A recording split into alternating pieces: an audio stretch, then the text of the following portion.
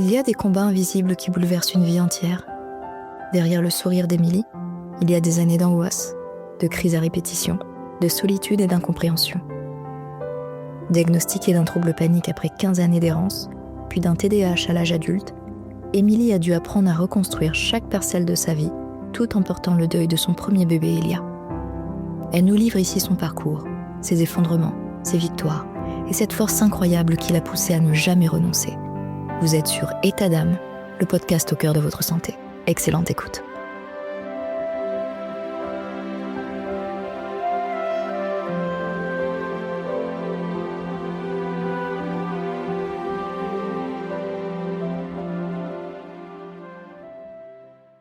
Salut, je m'appelle Émilie, j'ai 38 ans et j'ai été diagnostiquée d'un trouble panique à l'âge de 13 ans suite à un harcèlement scolaire et un TDAH à l'âge de 37 ans qui est passé inaperçu pendant toute mon enfance et mon adolescence et ma vie d'adulte.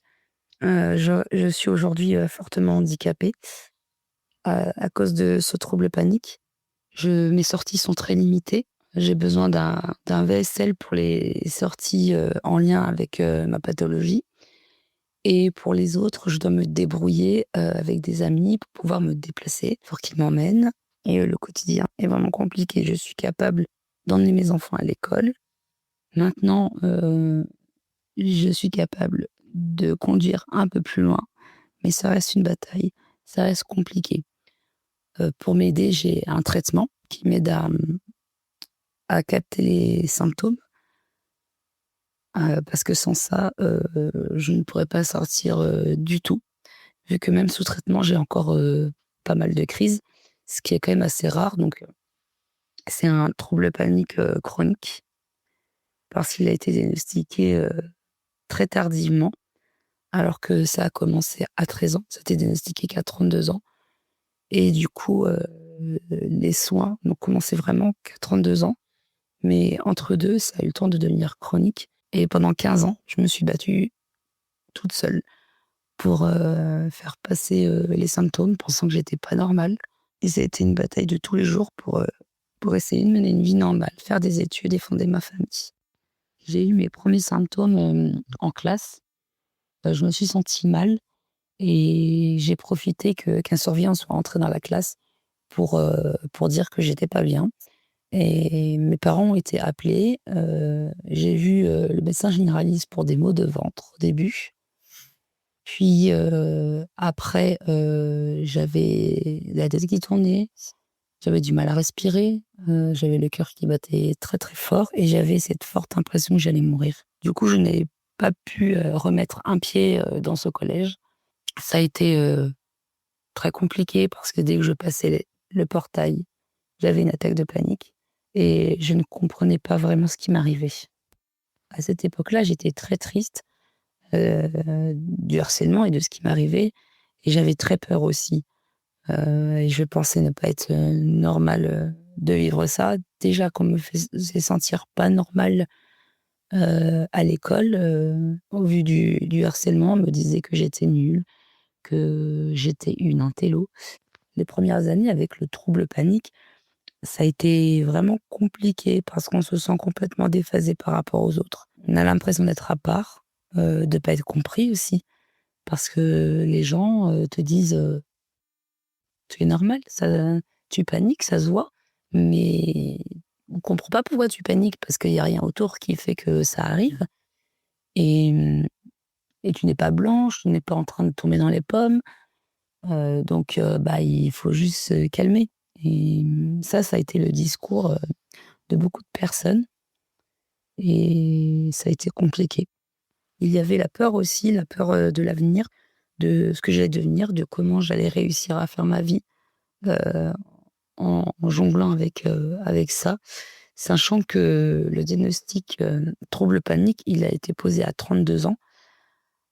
Avant ça, on avait plutôt parlé de crise d'angoisse. C'est un peu plus tard, à la fac, qu'on m'a parlé d'attaque de panique. Mais le trouble panique, c'est vraiment à 32 ans. Le trouble panique, c'est vraiment le le côté chronique de la maladie. Il faut être malade depuis au moins 6 mois. Les rechutes, je dormais très mal. J'angoissais tellement que même la nuit, je ne dormais pas ou je dormais très peu. J'étais vraiment, un zombie parce que je vivais, avec l'impression de mourir, tout le temps. Au fur et à mesure, dans les périodes de rémission, les attaques de panique étaient fortes aussi, mais j'avais appris, à fonctionner avec et à faire les choses, même avec les attaques de panique, même en me sentant mal. Ça veut dire que, heu, il y a des moments où j'ai fait des choses et je ne me souviens plus de ce qui s'est passé à cause, heu, à cause de ces attaques de panique. Mais j'ai quand même continué pour mener une vie à peu près normale. Les moments de rechute correspondaient à des moments où mon corps n'en pouvait vraiment, vraiment plus. Les périodes où ça allait mieux, j'étais contente, je menais, même si j'avais des attaques de panique, je menais une vie un peu plus normale. Je sortais avec mes amis, je profitais un peu plus, de la vie, même si j'avais ces attaques de panique, le moral était quand même, beaucoup mieux et j'arrivais à vivre, malgré ça et les rechutes, c'était vraiment, vraiment quand je n'en pouvais plus. Ce qui était le plus difficile à gérer au quotidien, c'était le regard des autres. Parce que, quand vous faites des attaques de panique, les gens se rendent pas compte de ce que c'est, en fait. Ils voient qu'on n'est pas bien, ils constatent qu'on n'est pas bien, mais par contre, ils ne comprennent pas pourquoi on réagit comme ça. Ils nous disent: «Bah, qu'est-ce qui se passe, Il y a rien qui te met en danger là tout de suite. Il faut te calmer. Ta réaction, elle est pas normale». Et ça, c'est dur à faire comprendre que le corps réagit tout seul, en fait, et qu'il y a des signaux inconscients qui font aussi que des crises se déclenchent. Il peut y avoir une odeur, la vue d'une certaine chose, une lumière trop forte et du coup, la sensation de voir, moins correctement et du coup, bah, la panique, arrive. J'ai perdu ma première fille, Elia, à 28 ans. Je m'y attendais pas du tout parce que ma grossesse se passait super bien. On a su que c'était une petite fille, tout se passait vraiment bien jusqu'à, jusqu'au début du 8e mois de grossesse, où j'ai, senti qu'il y avait quelque chose qui n'allait pas et donc j'en ai parlé à mon mari et on avait décidé de pas consulter parce que comme j'étais très angoissée, on pensait que c'était juste, moi qui stressais et mais moi j'étais persuadée que bébé ne bougeait plus, enfin je trouvais ça vraiment bizarre et au rendez-vous du 8e mois, du 9e mois, on a su qu'en fait son cœur s'était arrêté. J'étais triste, j'étais en colère, je comprenais pas pourquoi. Je me suis dit: «Pourquoi nous?» et on n'arrivait pas à y croire en fait. On s'était dit que c'était pas possible, qu'on allait avoir, un bébé et qu'elle était pas décédée, en fait, qu'elle était vivante. On était persuadés qu'elle était toujours vivante.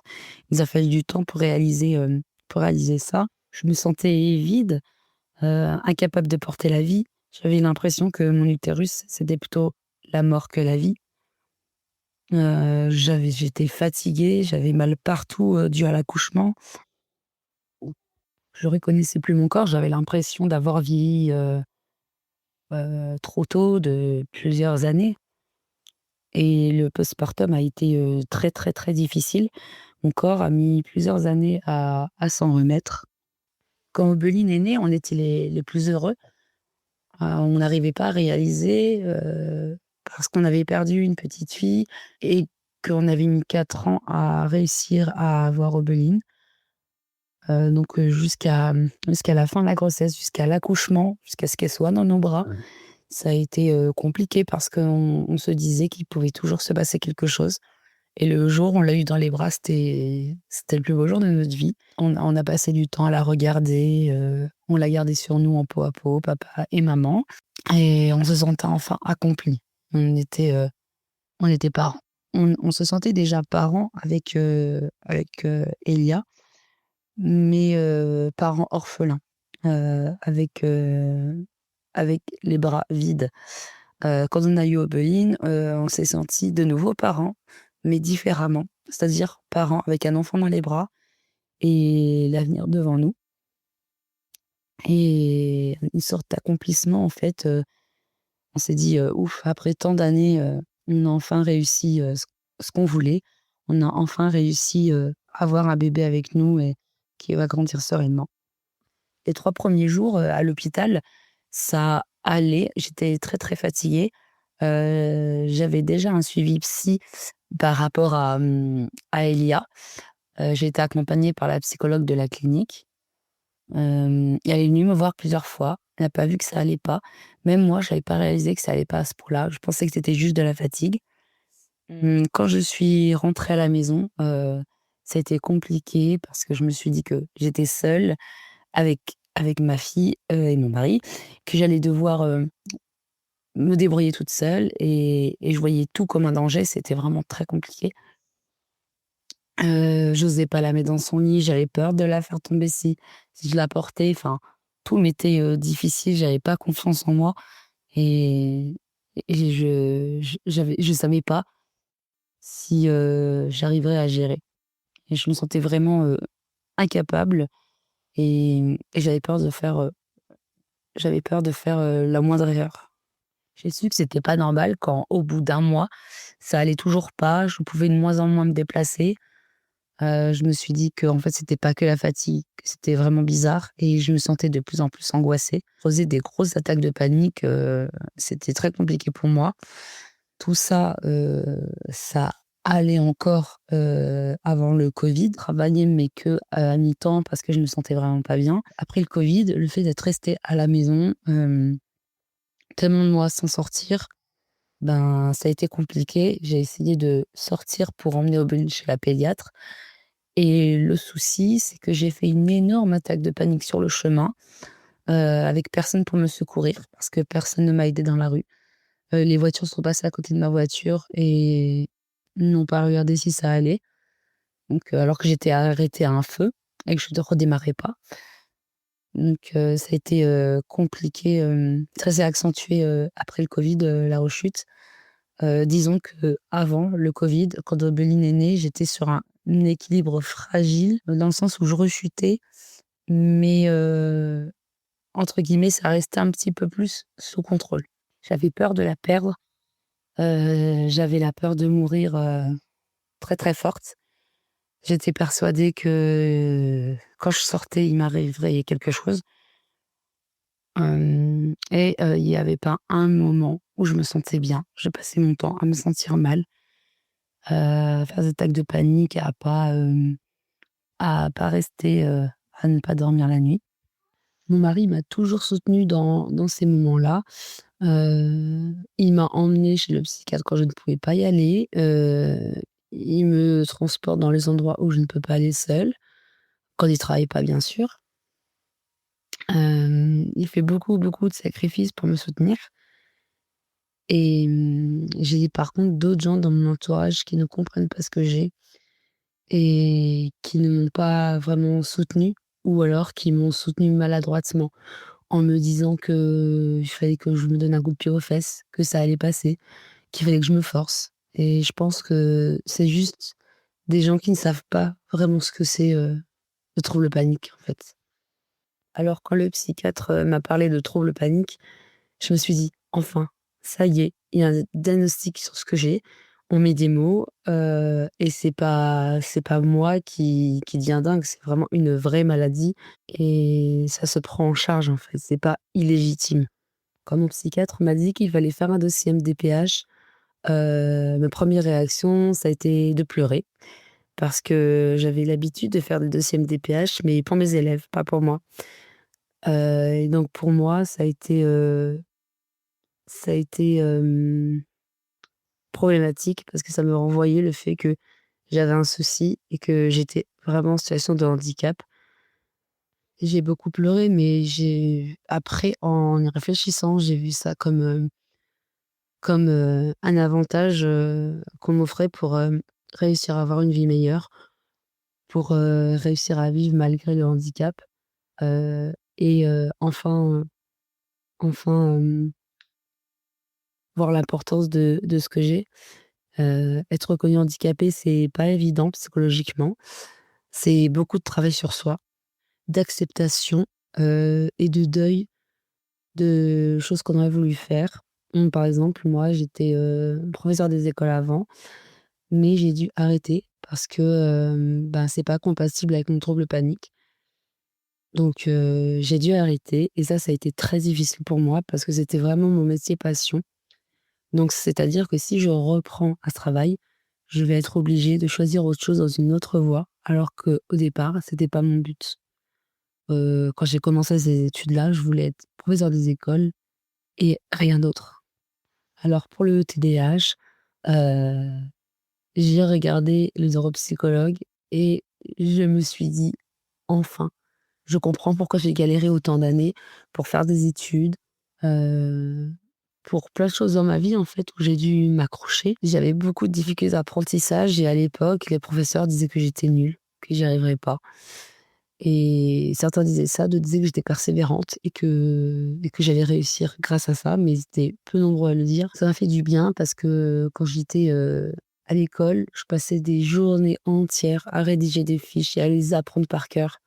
Mais ça ne rentrait pas ou ça mettait beaucoup de temps à rentrer. Donc c'était hyper compliqué, j'y passais des heures et des heures. Quand j'ai passé mon bac, j'ai passé un mois complet à réviser de 9 heures le matin jusqu'à 18 heures le soir, en ne sortant quasiment pas. À tel point que ma mère, m'a obligée à sortir à un moment donné parce que c'était trop.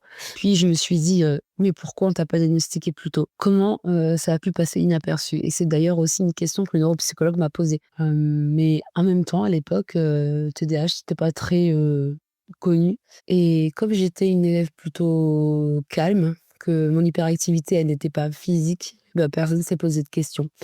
Moi, mon hyperactivité, elle est mentale, ça veut dire que je pense tout le temps, je ne suis pas tranquille, mentalement et le problème, c'est que les gens ne le voient pas forcément.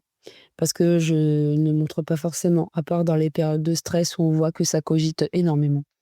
Le traitement, ça a été compliqué au début, parce que pour soigner, pour atténuer les symptômes du trouble panique, en premier lieu, c'est un antidépresseur qui est donné et comme dans tous les antidépresseurs, le premier mois a été extrêmement difficile. J'ai fait, plusieurs attaques de panique, encore plus accentuées, et puis, j'avais peur de prendre un traitement en fait, on m'avait dit, quasiment toute ma vie que prendre un traitement pour ça, c'était être fou, être folle, donc ça a été super compliqué et moi qui ai assez peur des médicaments, bah, ça a été compliqué de faire confiance et de dire: «Voilà, c'est pour mon bien, ça va aller».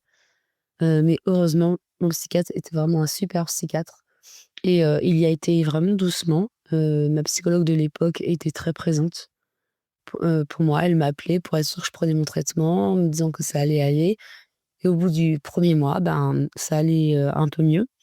Après se sont rajoutés, un deuxième antidépresseur parce que les effets n'étaient pas top top. Ensuite un régulateur d'humeur et j'ai eu, des médicaments que je n'ai plus actuellement, mais un antiépileptique qui est servi pour l'anxiété généralisée. Donc voilà, j'ai eu, plusieurs, traitements et celui d'aujourd'hui est encore assez lourd. Mais sans ce traitement, je ne pourrais pas sortir, et je ne pourrais pas faire des progrès comme je le fais là, en fait. Parce que je serais, paralysée par des attaques de panique et je serais encore, enfermée à la maison. Puisque les attaques de panique ne se rationalisent pas. Je ne peux pas me dire: «C'est rien, il ne se passe rien, tu n'es pas en danger», pour que ça passe. C'est vraiment plus compliqué que ça. Le corps réagit tellement qu'on se pense en danger et on pense que c'est, comme moi, un vrai problème. Alors ma première notification MDPH, ça a été, reconnaissance travailleur handicapé. Quand je l'ai vu, ça m'a soulagée, mais en même temps, ça a été dur à accepter. Puis ensuite, j'ai eu, l'AH, ce qui était aussi dur à accepter parce que je me suis dit, bah, que je pouvais pas travailler, que c'est vraiment compliqué de se dire qu'on peut pas mener une vie normale comme les autres. Et ensuite j'ai eu la carte, prioritaire, pour les files d'attente. Donc ça par contre, ça a été vraiment un vrai soulagement parce que pour moi les files d'attente, les caisses et tout, c'est vraiment hyper compliqué. J'ai vraiment, beaucoup d'angoisse, dans ces moments-là. Dès qu'il faut attendre un petit peu, c'est vraiment compliqué. Donc, j'ai été contente d'avoir cette reconnaissance-là que j'ai eu du mal à avoir parce que les troubles psychiques sont très peu, reconnus comme ayant des répercussions sur le physique. Donc j'ai fait une lettre, j'ai argumenté et j'ai expliqué le lien entre, le psychique, donc l'attaque de panique et le physique et ça a été reconnu.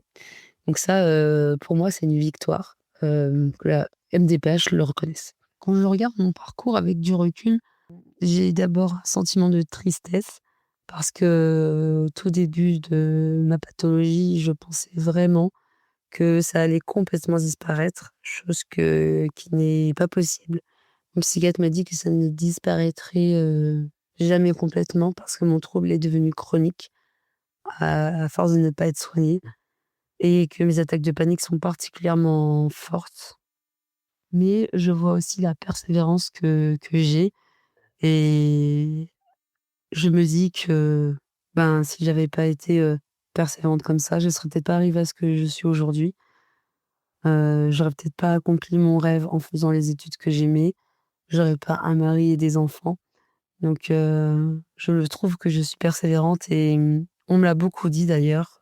C'est comme ça que j'ai pu me rendre compte vraiment et je me suis dit, bah, je me suis accrochée, pour vivre et je suis fière de ça, en fait. Je ressens aussi de la fierté, d'avoir réussi à tenir. Je dirais aussi, à l'adolescente que j'étais, «Ne t'inquiète pas, ça va être dur, ça va être très dur, mais tu vas réussir sur certains plans, tu vas avoir du soutien, tu vas être reconnue».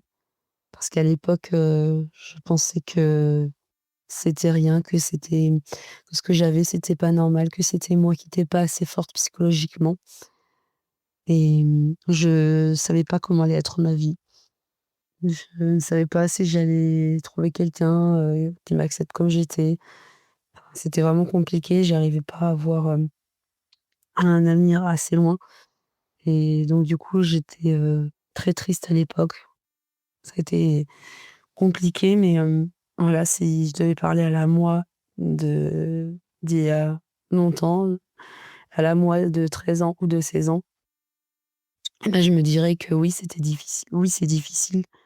Oui, il va y avoir des pleurs, il va y avoir des incompréhensions, mais hem, au final, tu réussis à faire ta vie, heu, en pouvant faire le métier que tu aimes pendant 5 ans, que tu as rencontré un mari formidable et que tu as, malgré la perte de ton bébé, ton premier bébé, 2 beaux enfants, 2 beaux enfants, très câlins et adorables.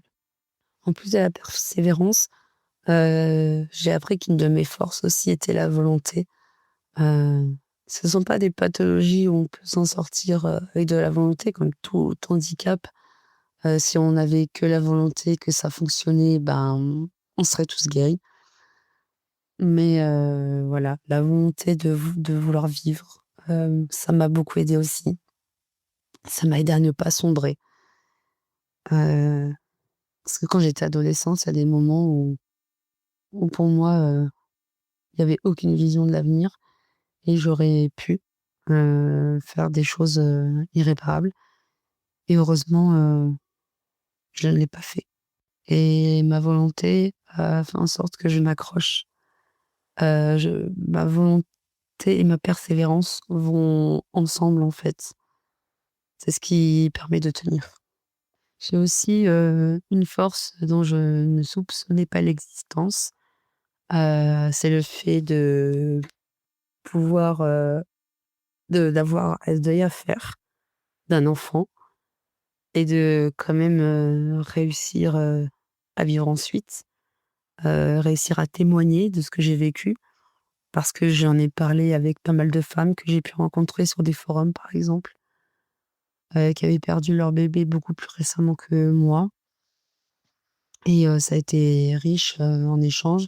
Ça m'a apporté aussi énormément de choses et je ne pensais pas avoir cette force-là de pouvoir, retrouver une vie normale, après un deuil et même si on n'oublie jamais notre enfant, J'ai beau avoir 2 enfants, pour moi j'en ai 3.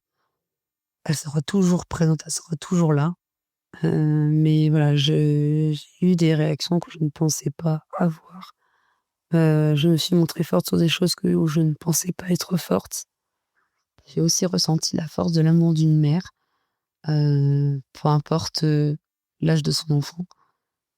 Moi, elle a vécu, 9 mois, quasiment 9 mois dans mon ventre et je ne l'ai connue que comme ça et pourtant j'ai énormément de souvenirs, et je m'accroche aussi, à ces souvenirs. Si je devais donner un conseil, aux femmes qui vivent, le trouble panique, je dirais, faites-vous aider. Ne restez pas dans votre coin. Faites-vous aider, c'est important et ne vous sous-estimez pas. Ne vous dites pas que vous êtes nul et que vous ne valez rien. Bien au contraire. Pour celles qui traversent un deuil périnatal, je dirais, de s'accrocher, qu'on n'oublie jamais son enfant, mais qu'on apprend à vivre avec et que la joie peut revenir, même si on n'est plus jamais comme avant. Mais, on finit par retrouver le sourire, par entrevoir un avenir, parce qu'au début, on ne voit que la tristesse, on ne se projette plus. Je leur dirais aussi de se faire aider par les spécialistes, hem, soit la psychologue du service, soit, un psychologue extérieur, un psychiatre, mais en tout cas de ne pas rester comme ça.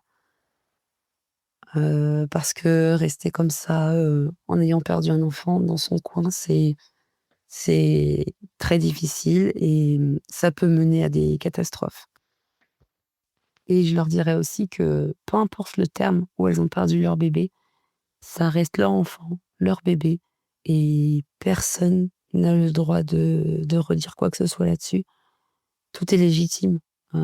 Tu es légitime et on n'a pas le droit de te dire, «Tu auras un autre enfant, donc ne sois pas triste» ou «Il était petit», ou «Il était pas sorti de ton ventre». Non, ça c'est pas le genre de remarque qu'on a besoin d'avoir et ce n'est pas le genre de remarque qu'on devrait avoir. Aux femmes à qui on découvre un TDAH, sur le tard, comme moi, je dirais, si vous sentez que vous avez les symptômes du TDAH, consultez dès que vous vous en rendez compte. Parce que ça va vous faire du bien, ça va vous soulager de savoir.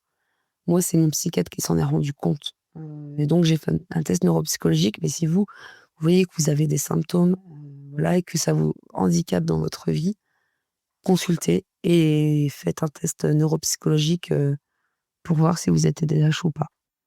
Et pareil, pour la dépression, je conseillerais de pas rester seul, d'en parler, à des professionnels, à votre conjoint, à votre entourage, si votre entourage est compréhensif. Voilà, il faut pas rester seul, sur une dépression postpartum mais il ne faut pas culpabiliser parce que ça ne veut pas dire qu'on n'aime pas son enfant. Ça ne veut pas dire qu'on n'est pas heureuse d'être maman. C'est bien plus compliqué que ça. Le postpartum est vraiment une période très, très difficile et non, tu n'es pas la seule femme à qui ça arrive. Tu peux trouver, une communauté qui va t'aider, parce que c'est tabou, mais pas mal de femmes traversent ce que tu traverses. La dépression postpartum est loin d'être une exception, et maintenant, des gens sont formés, pour ça et heu et les gens à qui ça arrive doivent prendre la parole quand ils s'en sentent, prêts, quand ils se sentent prêts. Pour justement, dénoncer, ce tabou autour de postpartum, comme quoi, c'est génial, on profite de son enfant, tout va bien. Non, en réalité, le postpartum, c'est très difficile. On peut se sentir mal, on peut être triste, on peut faire une dépression et on peut ne pas être «heureuse» entre guillemets au début. Ça ne veut pas dire qu'on n'aime pas son bébé, ça ne veut pas dire qu'on n'est pas contente de l'avoir et il ne faut laisser personne ne vous dire ça. Et si un professionnel vous dit ça, faut changer. J'ai pris conscience aussi que libérer la parole, c'est très important et ça fait du bien. Ça fait du bien personnellement, ça fait du bien à d'autres personnes qui passent par là et voilà, ça fait du bien à tout le monde et libérer la parole, c'est vraiment important sur ces sujets-là. Il y a trop de préjugés encore.